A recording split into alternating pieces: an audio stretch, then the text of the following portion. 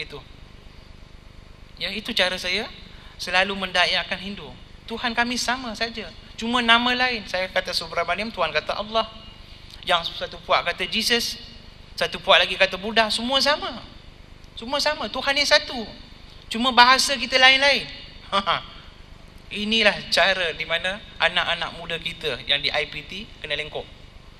Ya, kena lengkop. Dia datang daripada Terengganu yang agama ni yang cetek, ya, agama ni cetek, ya.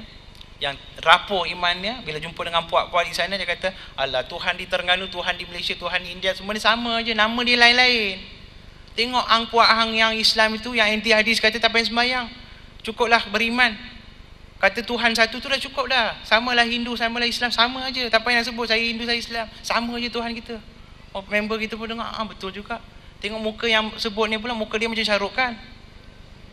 Dia kata, ya betul juga, abang Syahrukh Khan kata ni, Syahrukh Khan, ya, betul juga dia kata ni, ya. Ini punca-punca awal, punca-punca awal. Tengok pula scholarship daripada Terengganu lambat, beasiswa daripada Terengganu lambat, pakwa kat sana pula hulak. Tak payahlah tunggu beasiswa, biarlah saya bagi. Kan kita sebagai manusia ni perlu tolong-menolong.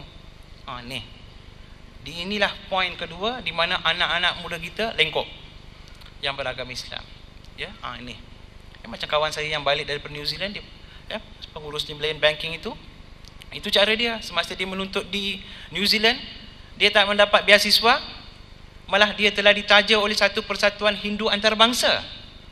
Jadi dia balik 4 tahun makan benda yang haram, sumber yang haram, balik ke Malaysia, nak harapkan dia sembahyang. Ya, setelah saya mengucap asyhadu alla ilaha illallah asyhadu anna muhammadar rasulullah, pada hari Jumaat yang pertama saya ajak dia, maaf sebut nama, jom kita pergi ke masjid. Saya tak kata mari kita sembahyang. Saya tahu kalau saya ajak dia pergi sembahyang, dia tak sembahyang, dosa. Saya ajak, jom kita pergi ke masjid. Dia pun ikut saya. Dia yang selama beberapa tahun, 8 tahun tak sembahyang, tiba-tiba ikut saya ke masjid. Satu Malayan Banking yang di Kuala Lumpur tu, Menara Maybank 57 tingkat tu, gempak. Itu pergi sembahyang. Bukan saya lah, yang kawan saya itu, yang agama Islam dulu, dia pergi sembahyang. Alhamdulillah. Alhamdulillah. Ini Allah yang bagi hidayat. Allah yang bagi hidayat, Allah yang tak ada hidayat. Kalau saya nak, tuan-tuan dan puan-puan yang mulia, saya boleh kata tak apalah, biar saya masuk Islam, hang jadilah Hindu yang baik, pergilah terbiarkan Hindu. Boleh saya buat kerjaan jahat, tapi saya pergi jumpa semua orang yang saya telah murtadkan dulu. Saya jumpa satu persatu. Saya kata, orang yang paling bodoh di dunia saya lah, dia kata. Kenapa? Dia tanya. Saya kata, selama ini saya mencari kebenaran tapi tempat yang salah, baru saya jumpa kebenaran. Dia kata, alhamdulillah, tunjuklah mana kebenaran dalam Hindu. Saya kata, Hindu ni tak ada kebenaran.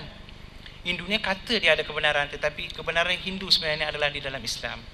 Kenapa? Kitab-kitab awal Hindu mengatakan Tuhan itu satu, sembah Tuhan yang satu, jangan syirikkan Tuhan. Semua ini ada dalam kitab agama Hindu. Ya, semasa saya mengkaji, saya pernah tanya tok guru saya, kalau ada benda-benda ni, kenapa kita nak sembah benda-benda lain? Tok guru saya kata, saya pernah tanya, saya kata, kenapa nak sembah benda lain?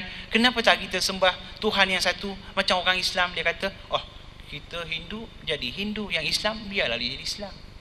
Ya, ini jawapan daripada tok guru saya yang saya masih simpan sebagai reservation, yang saya tak puas hati. Ya, saya tak membantah, saya dengar saja, tetapi dalam hati saya tahu ada kekurangan rupa-rupanya dalam agama Hindu. Ya, ada. Masih ada kekurangan yang sangat besar yang boleh digunakan oleh umat Islam untuk menyampaikan Islam kepada yang bukan agama Islam ini. Ya, punca awalnya dari sinilah. Ya, punca awalnya di sini. Ini yang menyebabkan saya mencari-cari agama lain. Saya hampir-hampir menjadi seorang Kristian. Saya pergi ke gereja saya pergi ke gereja di PJ.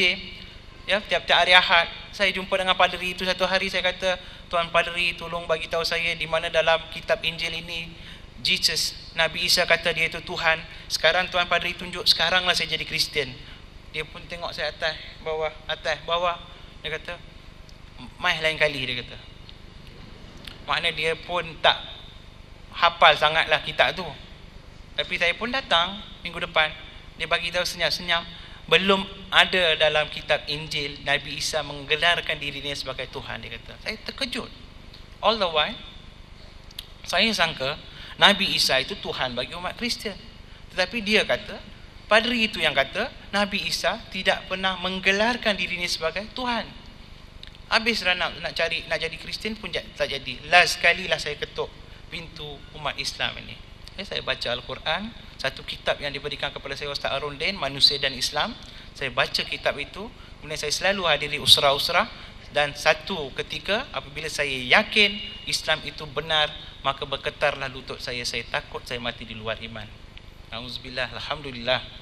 Allah tak mematikan saya sehingga saya berumur 28 tahun, ya. Walaupun dalam keadaan itu saya dibesarkan dalam satu keluarga yang mewah, ya, banyak kemewahan yang telah luput daripada diri saya. Banglo yang saya tinggal di PJ habis diambil oleh keluarga saya. Kereta mewah saya, kereta Mercedes, ditarik bukan oleh penarik kereta, keluarga saya. Saham-saham yang saya ada lebih kurang RM500,000, semua ditarik oleh keluarga saya, ya. Malah saya hampir-hampir menjadi seorang bankrupt yang termula di negara ini, ya. Saya dilucutkan dari segi ekonomi, ya. Kenapa? Inilah hukuman yang pertama saya terima setelah saya memeluk agama Islam. Tidaklah, bukan saja dengan cacian, makian, ya, kadang-kadang ancaman daripada puak-puak Hindu yang pernah saya juangkan dulu, macam-macam. Tapi keluarga saya meletakkan sekatan ekonomi, mungkin dapat ilham daripada perang Baghdad dulu tu, Iraq, ya.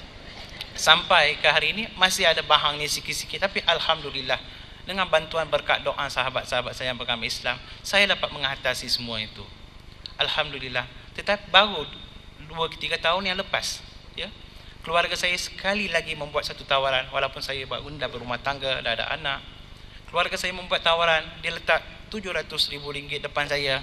Dia kata, sekarang you tinggalkan agama Islam, you ambillah duit ni semua. Saya pun nak kira tak habis nak kira RM700,000. Allahu Akbar. Keluar air mata saya. Saya memberitahu pada nenek saya kata, kalau saya ada duit banyak itu RM700,000 sekarang, saya akan bagi kat nenek, minta nenek masuk Islam, nenek. Harap kerajaan Terengganu lah bantu saya. Ya. Ini masalah yang saya hadapi, ancaman dalam satu kepayahan dalam usaha dakwah kepada keluarga saya. Mereka ini terlalu kaya.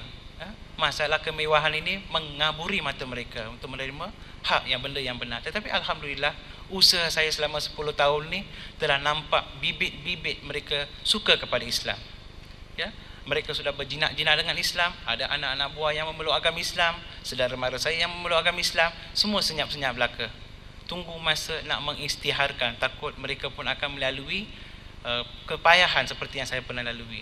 Tapi insya-Allah tuan-tuan dan puan-puan yang dirahmati Allah sekalian, ya, seseorang itu memeluk agama Islam atau ingin menjinak-jinakkan diri dengan agama Islam, pasti tidak akan berlaku, ya, jika tidak ada support, tidak ada bantuan, tidak ada sokongan moral daripada tuan-tuan dan puan-puan yang beragama Islam ini. Janganlah kita anggap seseorang itu dah beragama Islam, dia akan jadi, dia dah dapat Islam, dia dah dapat hidayat, Allah akan jaga dia. Ya, Allah dah menghantarkan kita sebagai utusan-utusan Allah.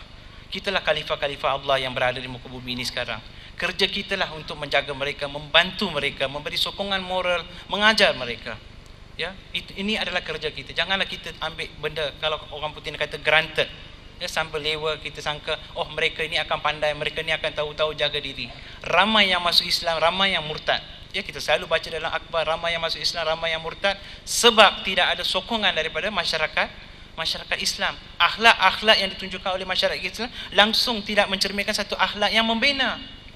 Ini masalah ni. Marilah kita sama-sama pasang azam pada pagi ini, pagi yang mulia ini, supaya kita berazam menyampaikan dakwah kepada yang bukan Islam. Kita berazam untuk menjaga, ya, kepentingan umat Islam di negara ini. Kita berazam untuk menjaga Islam yang diberi kepada kita oleh Allah Subhanahu Wa Taala. Biarlah jadikan Islam itu Islam Allah. Jangan jadikan Islam itu Islam kita, simpan dalam pocek kita saja. Wabillahi taufiq wal hidayah. Assalamualaikum warahmatullahi taala wabarakatuh.